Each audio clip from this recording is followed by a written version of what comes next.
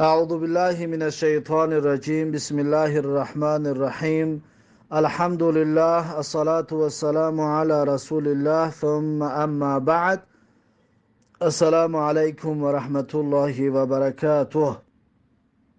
امام نووی رحمه الله در کتاب ریاض الصالحینش میگوید باب جواز الاستلقاء على القفا ووضع إحدى الرجلين على الأخرى إذا لم يخف انکشاف العورة.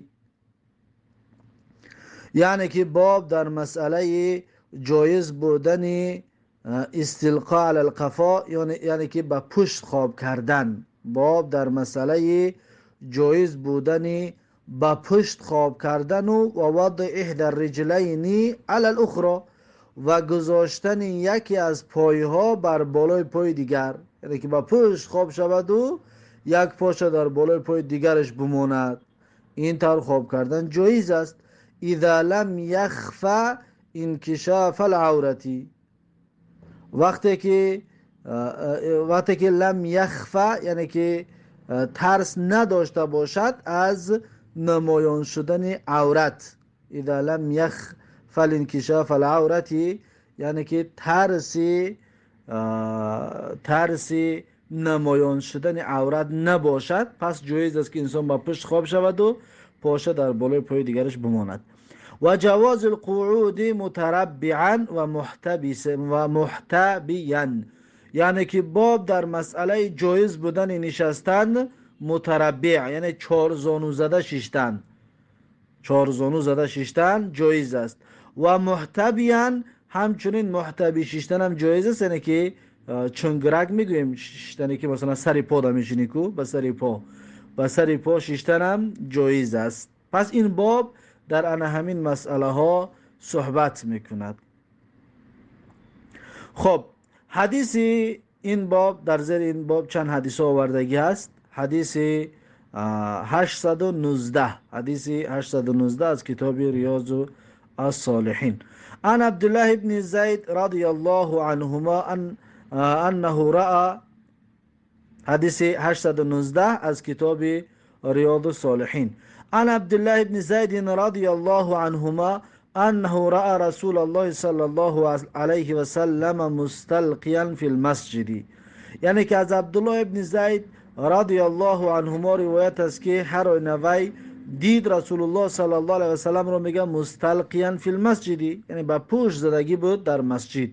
رسول الله صلی الله علیه و سلم با پشت خواب بود در مسجد. واضعا احدى رجلیه علی الاخرى، یعنی گذاشتگی بود یکی از پایهایش را بر پای دیگرش، بر بالای پای دیگرش، یعنی که با پشت خواب و یک پاش در بالای پای دیگرش ماندگی بود. میگه پیغمبر صلی الله علیه و سلم در همین حالت دید. این حدیث متفق علیه است. پس از همین حدیث گرفته می شود که انسان می تواند با پشت خواب کند و یک پاش در بالای پای دیگرش بماند اگر ترسی نمایان شدن عورت نباشد. خب بعد از این حدیث 820 و عن جابر بن سمره رضی الله عنهما قال، یعنی که از جابر بن سمره رضی الله عنهما روایت است که گفت کان نبی صلی الله علیه و سلم، میگه بود پیغمبر صلی الله علیه و سلم، اذا صلى الفجر، هنگامی که نماز بامداد رو میخواندک، تربع فی مجلسه، یعنی چهار زانو میزد در جای نشستگاهش، همون جایی که می نشست بعد نماز، در همونجا چهار زانو زده پیغمبر میگه می نشست. تا که حتی تطلع الشمس حسناء، تا زمانی که طلوع کند آفتاب، حسناء یعنی که به خوبی و طلوعی کامل بکند ده، یعنی طلوع بکند آفتاب ببراید، خوشرو نمایان شدن، تا آفتاب خوشرو نمایان شدن میگه پیغمبر صلی الله علیه و سلم بعد بامداد در همون جاش چهار زانو می نشست. رواه ابو داود و غیره باسانید صحاح، این حدیث را ابو داود و غیر ابو داود با اسنادهای صحیح روایت کرده هستند.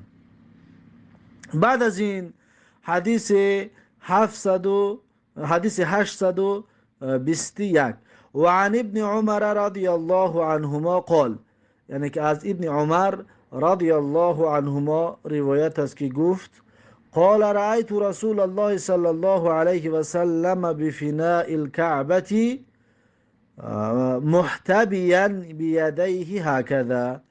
میگد که دیدم رسول الله صلی الله علیه و سلم را در صحن کعبه، در اطراف در نزد کعبه، میگه محتبیا بیدیه هکذا، یعنی که محتبی بود، یعنی که به سر پا شستگی بود، بیدیه یعنی دستانش همچنین در زانواش گذاشتگی بود، دستاش در زانواش حلقه زدگی بود، دستاش در زانواش یعنی پیچاندگی بود. ها کذا همین طور میگه. یعنی وقتی که انسان می نشیند مثلا دو زانواتا که در بغلت میگیری و رنگ قچاق گرفتگی بری میشود کو، انا همین طور ده میگه پیغمبر صلی الله علیه و سلم که پاش ماندگی بود و دو زانوش هم اصلا در بغلش گرفتگی بود، همین طور ششتگی بود. و وصف بیدیه الاحتباء و هو القرفصاء، و وصف کرد میگه به دستش احتبا که همون قرفصا است، یعنی چنگرک ششتن است. احتبا، قرفصا، محتبیان، همه اینا یک معنی دارد. به معنای چی؟ به معنای چنگرک ششتن. یکی مثلا با پات قطی می نشینی و بگیم پاتا در بغلت میگیری، همین طور ششتن چی میگن؟ احتبا یا که قرفصا یا محتبی میگن. خب این بود حدیث 821. بعد از این حدیث 822 و عن قیلة بنت مخرمة رضی الله عنها قالت، یعنی که از قیله بنت مخرمه رضی الله عنها روایت است که گفت رأیت النبی صلی الله علیه و سلم و هو قاعد القرفصاء، میگه دیدم پیغمبر صلی الله علیه و سلم را در حالی که پیغمبر صلی الله علیه و سلم نشستگی بود چون گرک، یعنی که قرفصاء ششتگی بود، همین خیال بگیم زانوشا در بغلش گرفتگی بود، یعنی که دستاش در اطرافی در گردی زانوش حلقه زناندگی بود و همین طور ششتگی میگه پیغمبر رو دیدم. فلما رأيت رسول الله صلی الله علیه و سلم متخشع فی الجلسة ارعدت من الفرق. پس میگه زمانی که یعنی که قیله بنت مخرمه میگوید که پس زمانی که دیدم رسول الله صلی الله علیه و سلم را متخشع یعنی متواضعانه، یعنی که پیغمبر دیدم بسیار انسان متواضع فی الجلسه در حالت نشستنش، یعنی که این طور چنگرک ششتگی بگیم یک انسان متواضع دیدمش.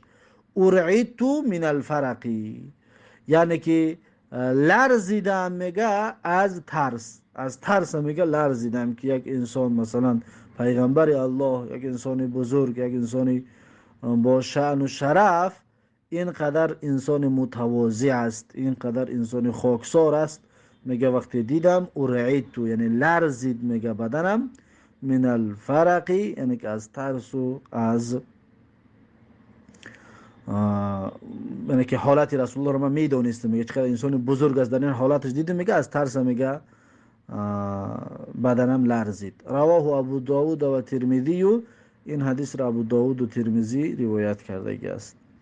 بعد از این حدیث 823 و عن الشرید ابن سوید رضی الله عنه قال، یعنی که از شرید ابن سوید رضی الله عنه روایت است که گفت مر بی رسول الله صلی الله علیه و سلم و انا جالس هکذا، یعنی گذشت میگه به نزد من رسول الله صلی الله علیه و سلم و در حالی که میگه من نشسته بودم این طور، یعنی صفت میکند حالت ششتنش رو، میگه این طور ششتگی بودم، یعنی چقدر ششتگی بودم. و قد وضعت یدی الیسرا خلف ظهری، یعنی که دست چپم رو میگه در پشت موندگی بدم، یعنی که انسان وقت تکیه میزند که کم ترنگی تکیه زنگی بگیم دستش میمونه به باری دستش میشیند که میگه همین طور مرا میگه پیغمبر دید که دست چپم رو میگه در زمین موندگی بدم، میگه و در دست چپم مثلا تکیه نه که بار شاید قفا گرفتگی و تکیه کردگی است به دستش. و تکعت علی الیتی یدی فقال، و میگه من تکیه زدگی بودم، میگه با کفی دستم. علیت یدی یعنی که علیه ید گفتن هم جایی بگیم کفی دست، هم جایی که بگیم وقتی که با پشت بگیم خطا بورتا دختان در کم تا میمونی شکو در زمین، همی جای گوشداری دست فهمو کفی دست بگیم در میمونی که تکیه میزنی که انا همونجا را میگه، همونجا را میگه در زمین موندگی بودم، میگه تکیه زدگی بودم میگه. فقاله پس میگه پیغمبر صلی الله علیه و سلم گفت که اتقعد قعدة المغضوب علیهم، یعنی آیا تو می نشینی به مثل شیشتن مغضوب علیهم، یعنی به مثل شیشتن یهودی ها می نشینی تو، یعنی این شیشتن یهودی ها است، پس تشبیه به یهودی ها جایز نیست. پیغمبر صلی الله علیه و سلم معنیش کرد که این طور ننشین.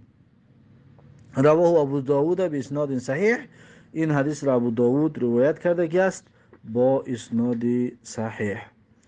خب به همین این باب با آخر رسید. باب نو می شود بابون فی آداب المجلس والجلیسی، یعنی باب در مسئله آداب جای نشست در مجلس، باید انسان در جایهای نشستن چطور بنشیند، والجلیسی و همچنین باب در مسئله با هم نشین و آداب با کسانی که می نشینی چه آداب ها هست با کسانی که همراهت هستند، آداب مجلس و آداب همنشین ده. این باب انشاءالله درس آینده خواهیم گرفت. بارک الله فیکم و جزاکم الله خیرا و السلام علیکم و رحمت الله و برکاته.